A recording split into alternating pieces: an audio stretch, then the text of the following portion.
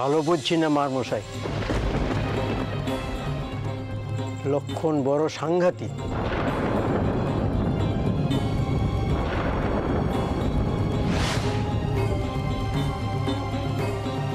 নতুন বউ, ও নতুন বউ, কি হয়েছে কি? হ্যাঁ, অমন করে এখানে বসে আছো কেন? ও নতুন বউ,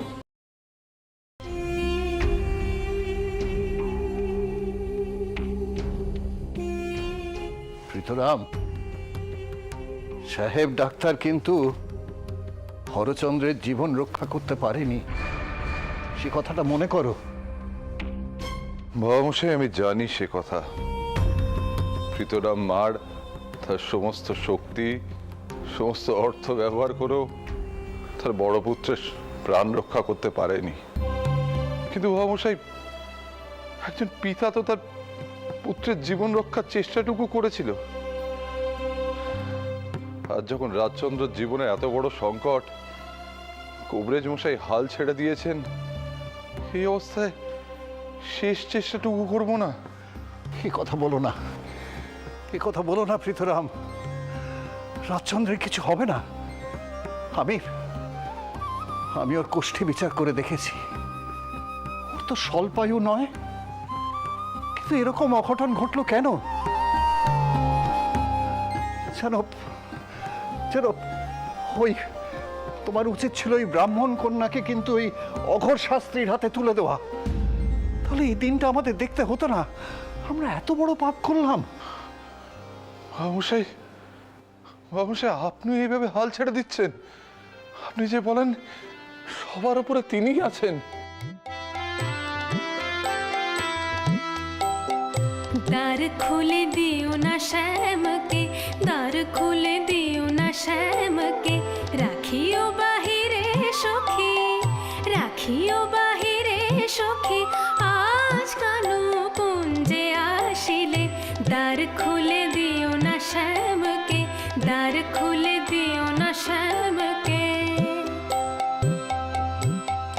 কেন সখী, কেন সখী,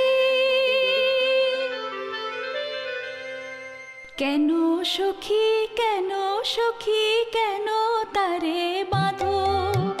কেন সখী, কেন সখী, কেন তারে বাঁধো?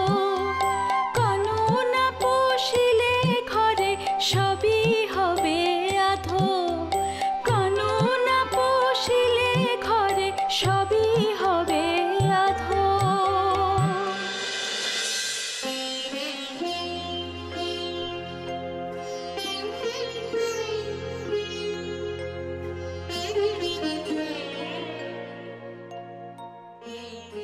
আনন্দে মাতো গো সবে, আনন্দে মাতো গো সবে, আনন্দে মাতো গো সবে, জয় জয় জয় রবে। আনন্দে মাতো গো সবে, করো নৃত্য ধরো গীত, আনন্দে মাতো গো সবে, ফুল বনে ফুল দোলে। আনন্দে মাতো গো সবে, রাধা বলে কানু বলে, আনন্দে মাতো গো সবে, রাধা বলে কানু বলে, আনন্দে মাতো গো সবে, রাধা বলে কানু বলে, আনন্দে মাতো গো সবে। রাধে কৃষ্ণ, রাধে কৃষ্ণ, রাধে কৃষ্ণ, রাধে বলো রাধে কৃষ্ণ, রাধে কৃষ্ণ, রাধে কৃষ্ণ, রাধে, রাধে কৃষ্ণ, রাধে কৃষ্ণ, রাধে কৃষ্ণ, রাধে বলো রাধে কৃষ্ণ, রাধে কৃষ্ণ, রাধে কৃষ্ণ, রাধে।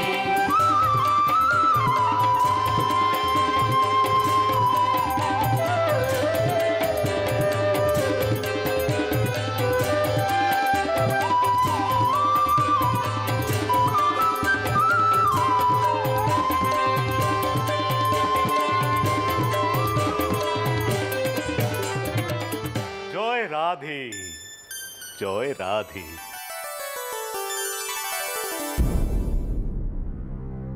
খিদে পাবো কিছু?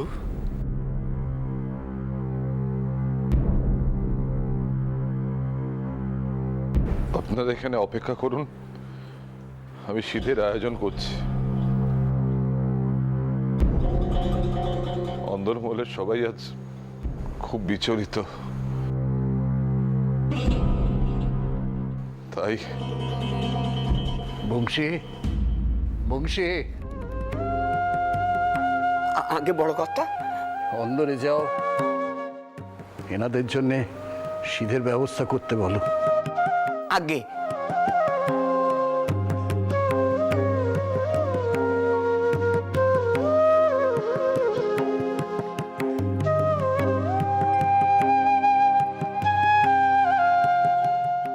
রাজ,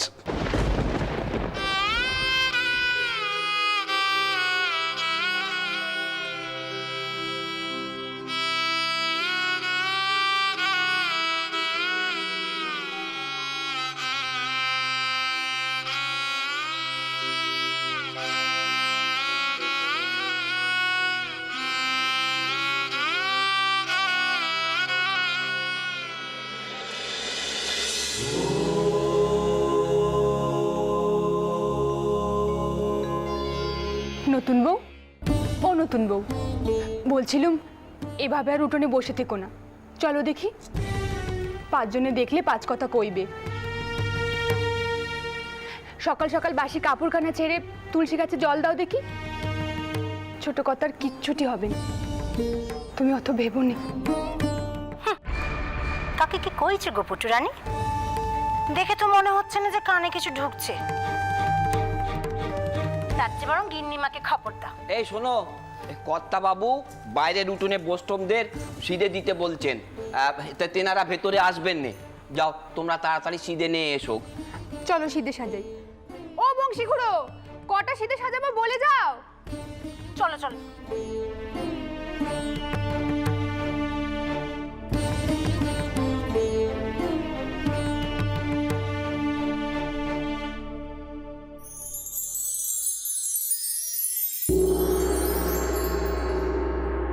কৃষ্ণ রাধে কৃষ্ণ রাধে কৃষ্ণ রাধে বলো রাধে কৃষ্ণ রাধে কৃষ্ণ রাধে কৃষ্ণ রাধে রাধে কৃষ্ণ রাধে কৃষ্ণ রাধে কৃষ্ণ রাধে বলো রাধে কৃষ্ণ রাধে কৃষ্ণ রাধে কৃষ্ণ রাধে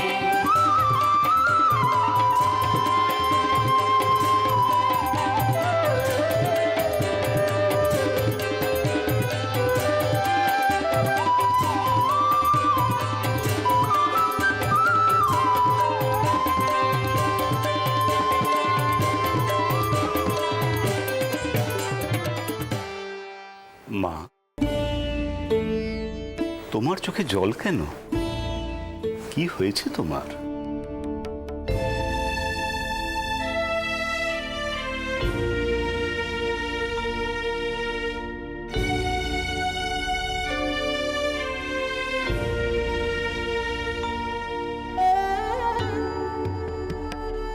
মা, কালাচাঁদ কখনো তার গোপিনীদের চোখের জল সহ্য করতে পারেন? তিনি নিজেই ছুটে আসেন। তুমি তো রঘুবীরের ভক্ত, কালাচাঁদের গোপিনী গো। তুমি চোখের জল ফেলছো কেন মা? যাও মা, যাও, সিধে নিয়ে এসো, তোমার সব বিপদ কেটে যাবে।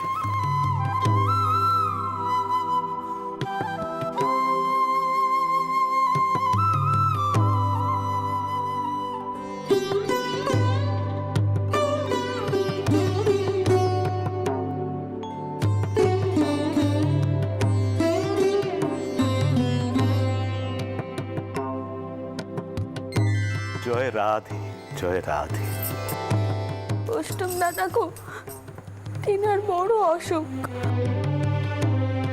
বাড়ির সবাই খুব কাঁদছে। সব আমার জন্যই হয়েছে। আর আমার সেই বামুন বউ, সেও আর বাঁচেনি। সবাই বলছে আমিই দোষী।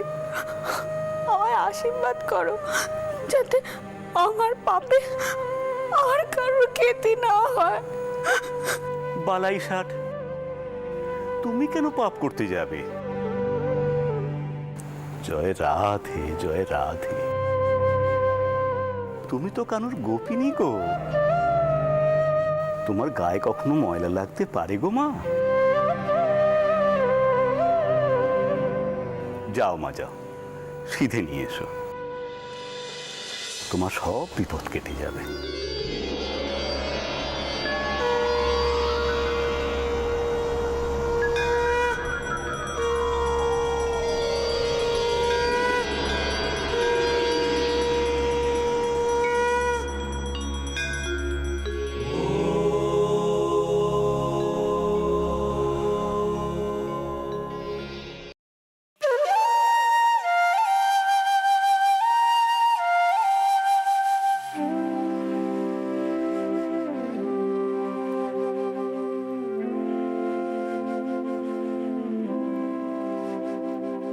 অনেকক্ষণ দাঁড় করিয়ে রাখলো, বাসি কাপড়খানা পাল্টে আসতে হলো কি না, না হলে যে দেদমা আবার বকতো। নাও গো নাও, শীতে নাও, আশীর্বাদ করো আমার। নাও। ও নতুন বউ,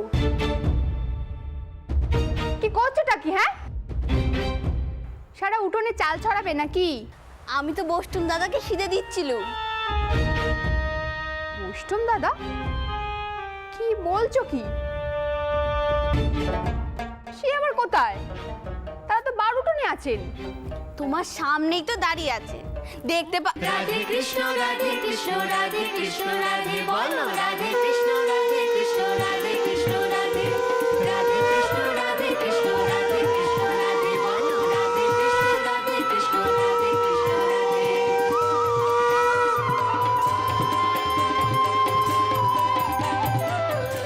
বষ্টুম দাদা, ও বষ্টুম দাদা, কোথায় গেলে তুমি? ও বষ্টুম দাদা, তুমি তো এখানেই ছিলে। ও বষ্টুম দাদা, কোথায় গেলে তুমি? কোথায় গেলে? এখানেই তো ছিলে, তুমি কোথায় চলে গেলে?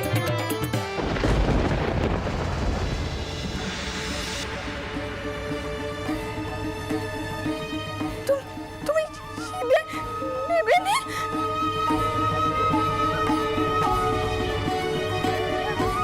তুমি আমার আশীর্বাদ করবে না?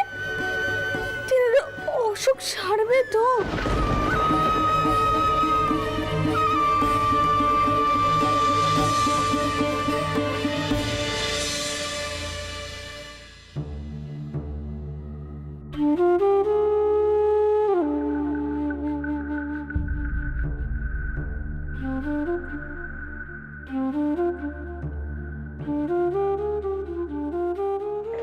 ওহে, আগে তোমার সাহেবকে জিজ্ঞেস করো তো আমার দাঁতিকে সে সারিয়ে তুলতে পারবে কিনা।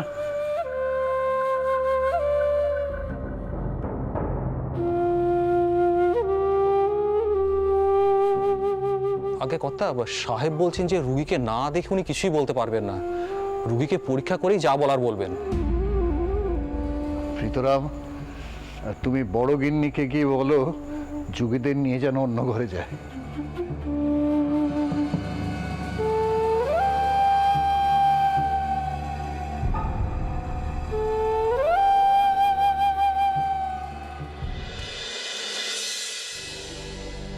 ডাক্তার এই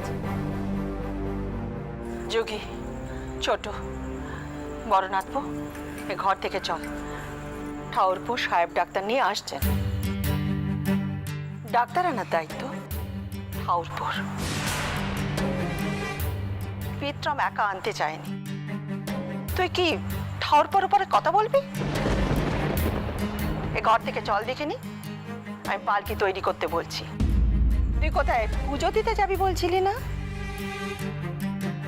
যা।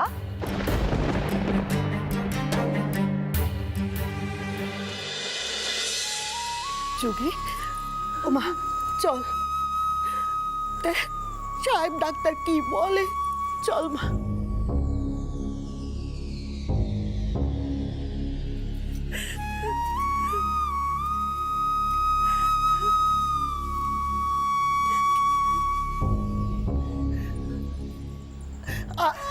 আয় দেখে, আয়।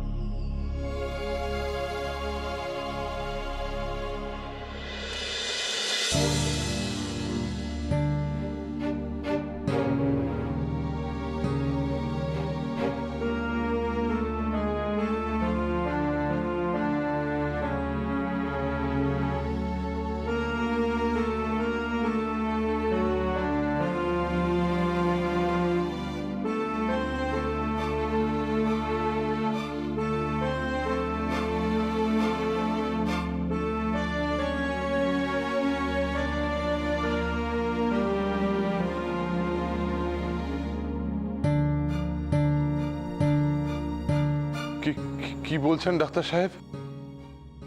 হে ঠাকুর, তিনাকে তো কেড়ে নিয়েছ, ঠাকুর পোকে যেন কেড়ে নিও নে।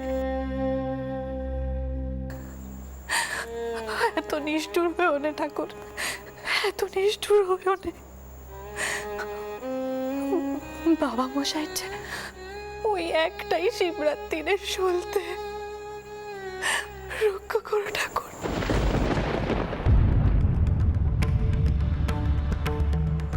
খবর ভালো নয় মার মশাই, আঘাতটা গুরুতর। মাথার ভিতরে একটা ক্ষত তৈরি হয়েছে, বোধহয় আর কোনো কিছু করারই কোনো আশা নেই। তবু সাহেব চেষ্টা করছেন, যদিও তাতে রাজচন্দ্রকে বাঁচানো যাবে কিনা বলা যাচ্ছে না।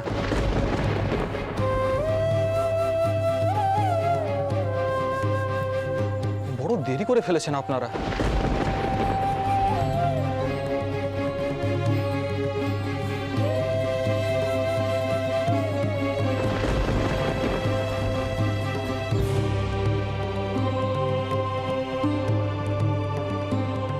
আমি বলছি তো, বসুন দাদা আমার কাছে সিঁড়ে চেয়েছিল, তাই তো আমি কাপড়খানা পাল্টে এলো। দেখো আমাদেরকে, দেখো। নতুন বউ, তুমি শান্ত হও নতুন বউ। তোমার কোথাও একটা ভুল হচ্ছে।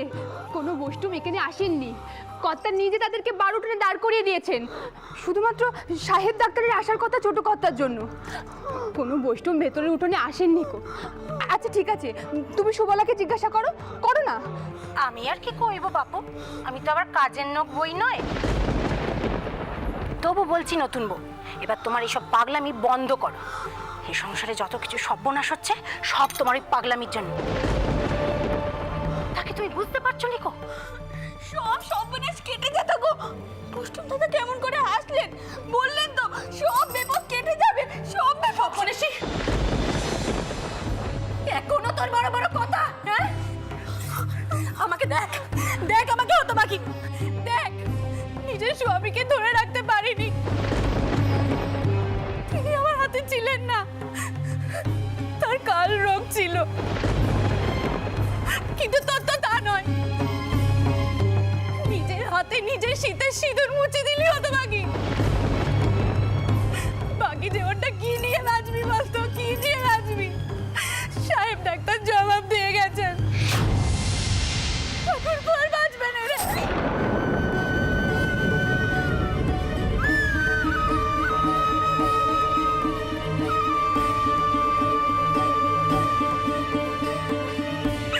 আর বাঁচবে না।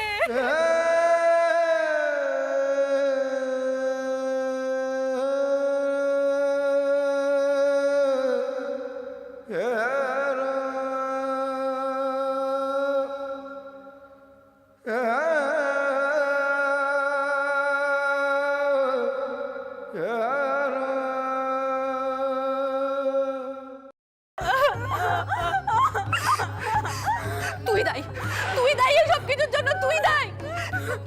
আর যদি ঠাকুরপুর কিছু হয়ে যায় তবে মা বাবা মশাই শেষ হয়ে যাবেন, 3টে প্রাণ একসঙ্গে মরে যাবে।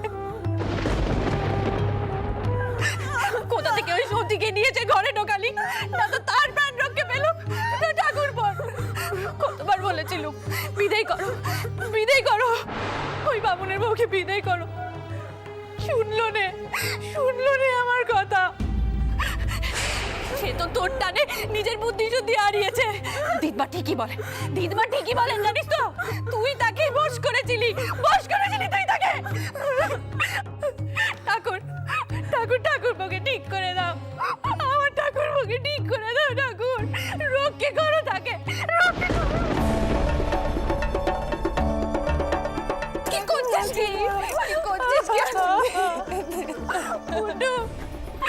উঠো, তিনি চলে যাওয়ার পর যে আমার ওই একটাই ভরসাটাই ছিল রে,